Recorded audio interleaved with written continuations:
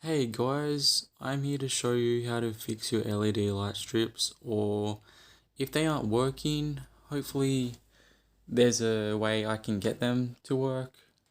I have two different types. I have one that is USB based and powers off the computer, which is this one. It goes into the back of the computer, into a USB port, and then I have this remote for it, pretty much just turns on and off like that. If it doesn't work, I have my other video on my YouTube channel. See this? You have to take this out. It's a 4 pin, and then you got to swap this over to the other way. That's always the first thing I would do if it's not working. So just pretty much pull this out, and then so for example, if it's gonna not be blurry, just swap it the other way and plug it back in. That's always the first thing that I do with my LED light strips, as you would see on my previous videos that I have about it. But if that doesn't work, second thing also is check if you have a battery in it in your remote control.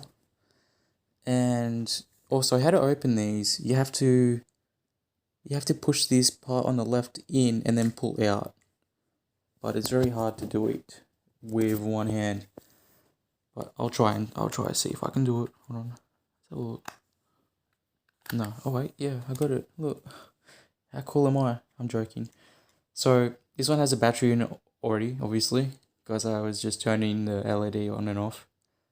But even if it does, the battery might be dead, and you can get one of these batteries. I think they call just like a watch battery. They're a battery that comes from a wristwatch. So any place that sells watches, or even like a cheap $1, $2 shop that sell like pretty much all this kind of different stuff, you can get one of these batteries from there. And I'm just showing you what they're like called on it. CR202 lithium battery. And you always have to put it this way so the writing's faced up. So have the writing faced up and the controller face down. Just don't forget that. And then yeah, just put it in. And then yeah, it should work, but mine's not working because I have it unplugged now. The third thing is very important too. You have to have enough power for the LED light strip to get power from. So if I plugged it into my stereo right now, it wouldn't work. I'd have to turn the stereo on, and then there's enough power for it to actually work. So if I plugged it in now and my stereo is off, it won't work. But if I plug it in, turn it on, the stereo on, and then turn the LED light strip on, it will work. The computer has enough power in it already, so it can work already like it was just working before, how it is. An Xbox or a PlayStation would work as well without it actually being on.